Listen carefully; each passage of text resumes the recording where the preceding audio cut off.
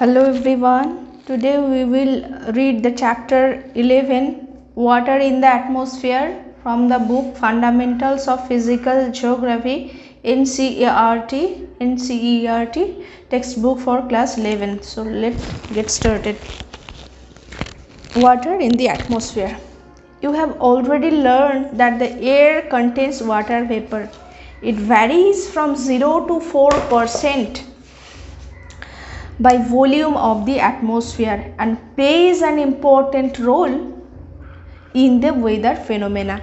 Water is present in the atmosphere in three forms, namely gaseous, liquid and solid. The moisture in the atmosphere is derived from water bodies through evaporation and from plants through transpiration. Thus, there is a continuous exchange of water between the atmosphere, the oceans and the continents through the process of evaporation, transpiration, condensation and precipitation. Water vapor present in the air is known as humidity. It is expressed quantitatively in different ways. The actual amount of water vapor present in the atmosphere is known as absolute humidity. It is the weight of water vapor per unit volume of air and expressed in terms of grams per cubic meter. The ability of air to hold water vapor depends entirely on its temperature. The absolute humidity differs from place to place on the surface of the earth. The percentage of moisture present in the atmosphere as compared to its full capacity at a given temperature is known as relative humidity. With the change of air temperature, the capacity to retain moisture increases or decreases and the relative humidity is also affected. It is greater over oceans and least over the continents. The air containing moisture to its full capacity at a given temperature is said to be saturated. It means that the air at a given temperature is incapable of holding any additional amount of moisture at that stage. The temperature at which saturation occurs in a given sample of air is known as dew point. Next point is evaporation and condensation. The amount of water vapor in the atmosphere is added or withdrawn due to evaporation and condensation respectively. Evaporation is a process by which water is transformed from liquid to gaseous state.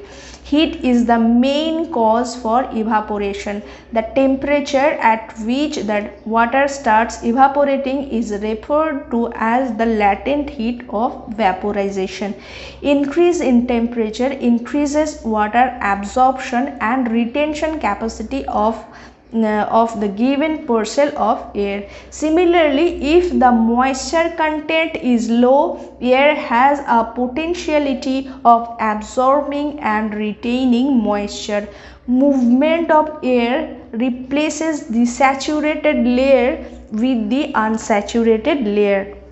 Hence, the greater the movement of air, the greater is the evaporation. The transformation of water vapor into water is called condensation. Condensation is caused by the loss of heat. When moist air is cooled, it may reach a level when its capacity to hold water vapor ceases. Then the excess water vapor condenses into liquid form. If it directly condenses into solid form, it is known as sublimation. In free air, condensation results from cooling around very small particles termed as hygroscopic condensation nuclei. Particles of dust, smoke and salt from the ocean are particularly good nuclei because they absorb water. Condensation also takes place when the moist air comes in contact with some colder object, and it may also take place when the temperature is close to the dew point. Condensation therefore depends upon the amount of cooling and the relative humidity of the air.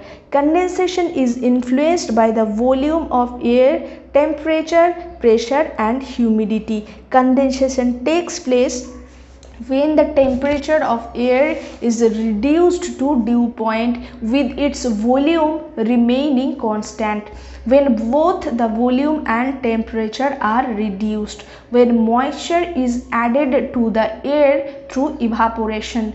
However, the most favorable condition for condensation is the decrease in air temperature.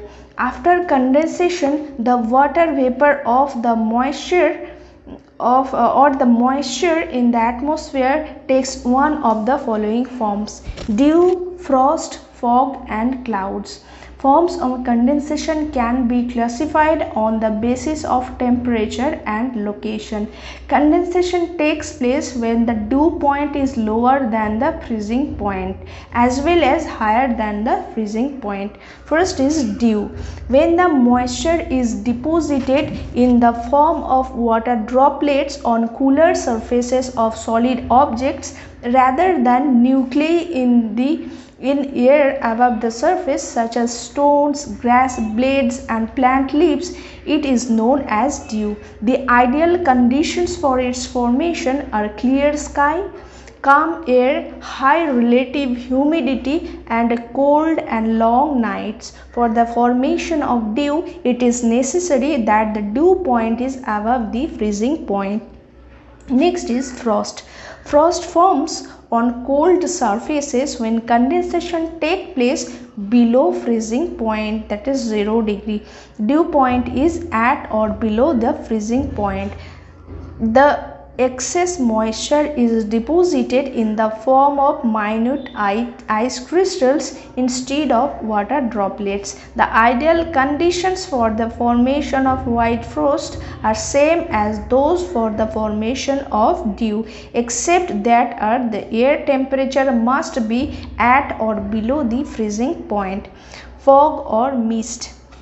When the temperature of the air mass containing a large quantity of water vapor falls all of a sudden, condensation takes place within itself on fine dust particles. So the fog is a cloud with its base at or very near to the ground.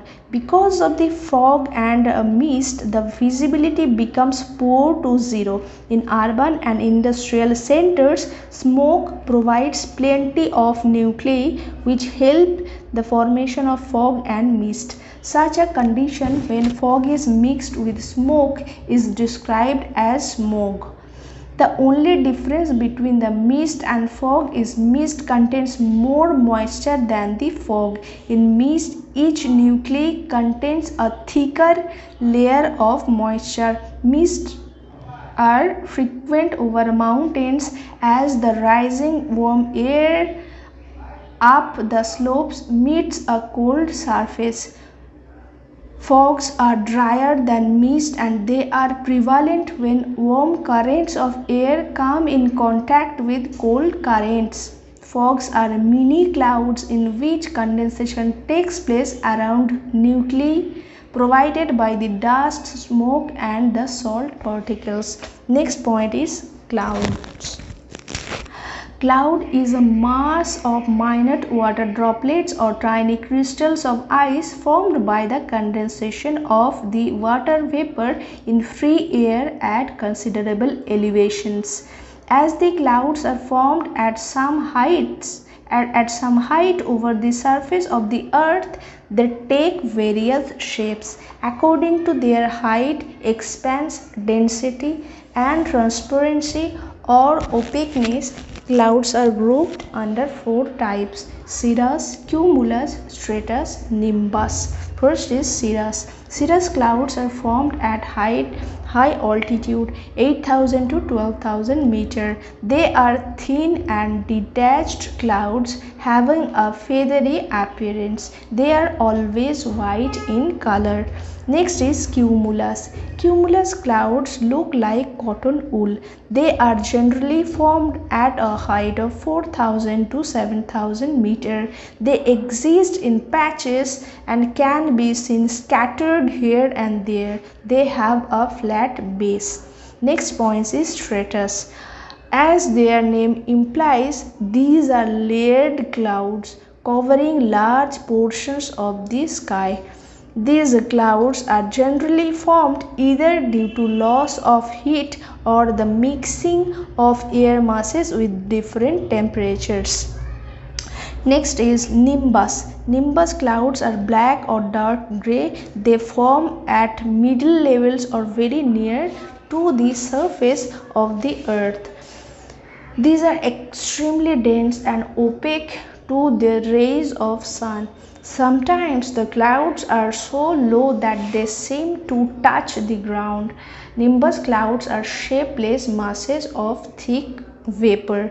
Next point, a combination of these four basic types can give rise to following types of clouds: high clouds, cirrus, cirrostratus, cirrocumulus; middle clouds, altostratus, altocumulus; low clouds, stratocumulus, nimbostratus; and cloud with extensive vertical development, cumulus and cumulonimbus. Next point is precipitation. The process of continuous condensation in free air helps the condensed particle to grow in size. When the resistance of air fails to hold them against the force of gravity, they fall onto the earth's surface. So after the condensation of water vapor, the release of moisture is known as precipitation. This may take place in liquid or solid form. The precipitation in the form of water is called rainfall when the temperature is lower than 0 degrees Celsius. Precipitation takes place in the form of fine flakes or snow and is called snowfall. Moisture is released in the form of hexagonal crystals. These crystals form flakes of snow. Besides rain and snow, other forms of precipitation are sleet and hail, though the latter are limited in occurrence and are sporadic in both time and space. Sleet is a frozen raindrops and refrozen melted snow water. When a layer of air with the temperature above freezing point overlies a sub-freezing layer near the ground, precipitation takes place in the form of sleet. Raindrops which leave the warmer air encounter the colder air below. As a result, they solidify and reach the ground as small pellets of ice not bigger than the raindrops from which they are formed. Sometimes drops of rain, after being released by the clouds, become solidified into small rounded solid pieces of ice which reach the surface of the earth are called hailstones. These are formed by rainwater passing through the colder layers. Hailstones have several concentric layers of ice one over the another. Next point is types of rainfall. On the basis of origin, rainfall may be classified into three main types: the convectional, orographic or relief, and the cyclonic or frontal. First is convectional rain. The air on being heated becomes light and rises up in convection currents. As it rises, it expands and loses heat, and consequently condensation takes place and cumulus clouds are formed. With thunder and lightning, heavy rainfall takes place but does not last for long. Such rain is common in summer or in the hotter part of the day. It is very common in the equatorial regions and interior part of the continents, particularly in the northern hemisphere. Next point is orographic rain. When the saturated air mass comes across a mountain, it is forced to ascend, and as it rises it expands, the temperature falls and the moisture is condensed. The chief characteristic of this sort of rain is that the windward slope receives greater rainfall. After giving rain on the windward side, when these winds reach the other slope, they descend and their temperature rises. Then their capacity to take in moisture increases, and hence these leeward slopes remain rainless and dry. The area situated on the leeward side, which gets less rainfall, is known as rain shadow area. It is also known as a relief rain. Next point is cyclonic rain. You have already read about the extratropical cyclones and cyclone in cyclonic rain in chapter 10. Please consult chapter 10 to understand cyclonic rainfall. Next and last point is world distribution of rainfall. Different places on the earth's surface receive different amounts of rainfall in a year, and that too in different seasons. In general, as we proceed from equator towards the pole, rainfall goes on decreasing steadily. The coastal areas of the world receive greater amount of rainfall than the interior of the continents. The rainfall is more over the oceans than on the land masses of the world, because of being great sources of water. Between the latitudes 35° and 40° north and south of equator, the rain is heavier on the eastern coasts and goes on decreasing towards the west. But between the 45° and 65° north and south of equator, due to westerlies, the rainfall is first received on the western margins of the continent and goes on decreasing towards the east. Wherever mountains run parallel to the coast, the rain is greater on the coastal plain on the windward side, and it decreases towards the leeward side.